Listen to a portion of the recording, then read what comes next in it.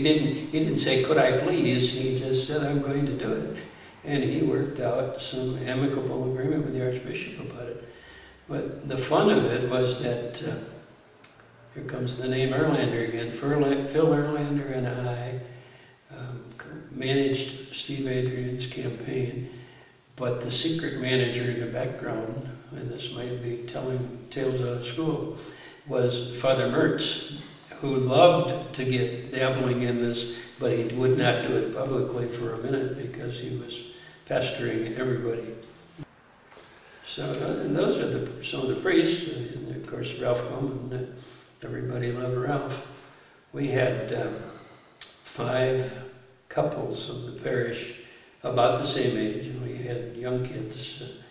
That would have been in the early 60s again, the Hannahs and Sue and I and my brother Tom and his wife Pat and Mike and Ruby North and Todd and Mary Hendrickson.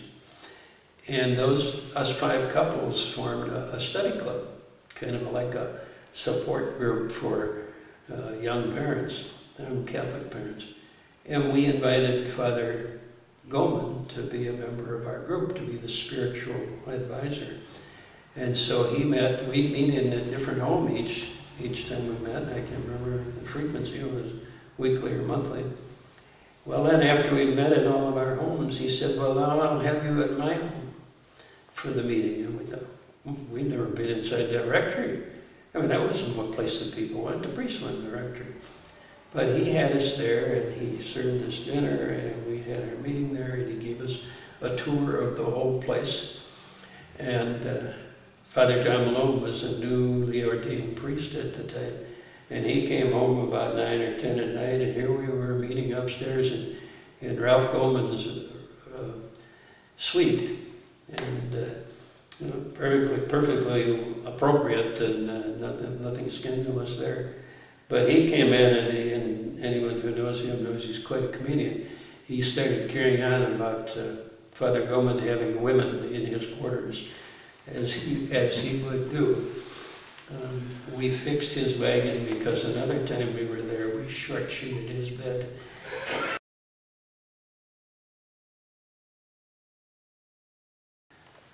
I did one. One of the Rodiers, Bill and Marianne Rodiers, lived on 40th and Wentworth forever. Actually, they now live in the same building I live in. They moved out there when we did. Their daughter, they had a daughter who, well, Rodiers and Norths and us and Hannah's would vacation in the summer together at the Veterans Camp at Lake Minnetonka in Big Island. And it was an inexpensive place to take your kids. If you were a veteran, you were qualified. And so for several years, we went out there with our kids. And so we got to know each other's kids quite well. And there was one of them in particular, and cute little Rodier girl, and I said, well, someday I'm going to marry her. And she's just so cute. But she's like 3 or 4 or something. Well, by golly, when it came time for her to marry, she called and said, Deacon Joe, this is Kathy Rodier. You said someday you would marry me. That day is now. I'm getting married at Incarnation, and I asked Father Monahan, and he said you could do the service. And so I did a wedding here with Father Monahan's blessing for a friend, family friend from her childhood. Neat. And then we tried a all-school reunion one year during the Oktoberfest. Well, Father Goldman presided at the Mass, and I deaconed. Well, in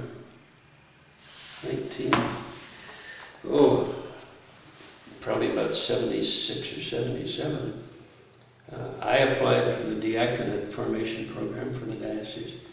And one of the things you need to do for that is to have a letter from a pastor recommending you. And Steve Adrian was the pastor. And so Steve Adrian wrote my recommendation. And I was selected for that class, started in fall of '78. It was a 3-year program, then I was ordained in 1981. during that time period, Steve Adrian left here and went over to St. Matthew's to be pastor. And John Kenney, Bishop John Kenney, was the pastor at St. Leonard's. And I knew John from high school. We were classmates in high school, and so we started going over there to Mass. And our kids loved going to that little church. It was so folksy, so small, there's not even a PA system. And they liked that environment better than coming to the big brick church, Incarnation. I suppose as a kid I would have liked a little church better than a big church too, but I can't think of a better place to be in church now than this place because of all the memories it holds. And so I ended up being ordained in '81 and assigned to St. Leonard's and Bishop Kenney. So, Adrian started that along the way, and Kenney supported me through to the finishing of it.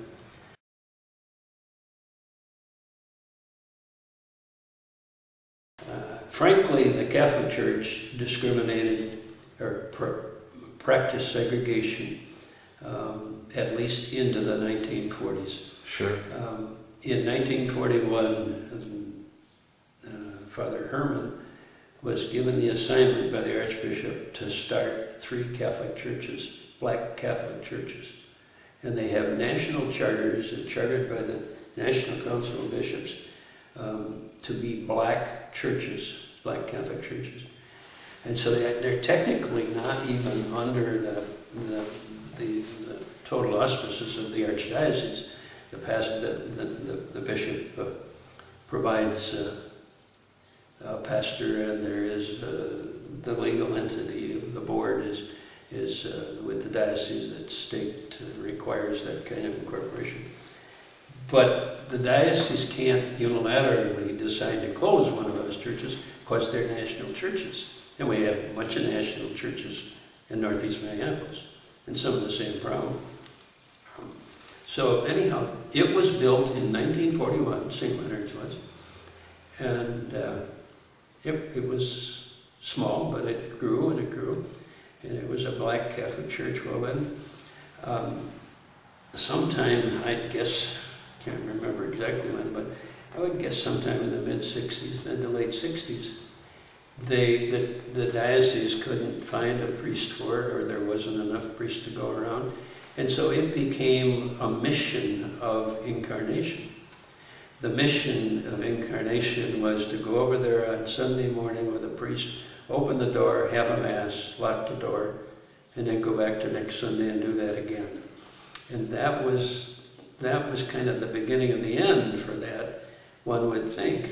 But as it turned out, there was a remnant there of people, black people from that neighborhood, who just stayed with it and stayed with it.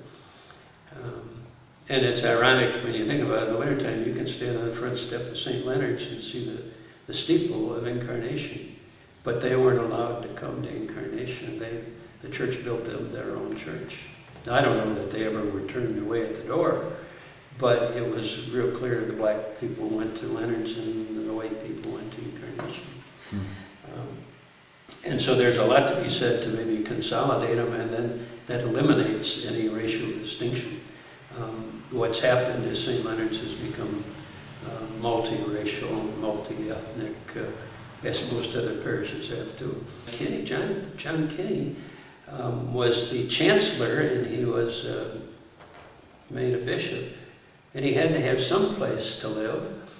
And at that time they were assigning the auxiliary bishops to parishes, so they would be out in the parishes by design. And so he knew about Leonard's, and he said, I'd like to take St. Leonard's, and Archbishop Roach let him take Leonard's. And he became the pastor and moved in the rectory there. There were a lot of Incarnation people. There were the Incarnation people who liked that environment better, or they liked who the priest was better. And I'm not sure that's a good thing for our church today, but the reality is that people tend to follow priests. I live in Bloomington and go down on East Lake Street because Joe Gillespie is a pastor at St. Albert. Yeah. Well,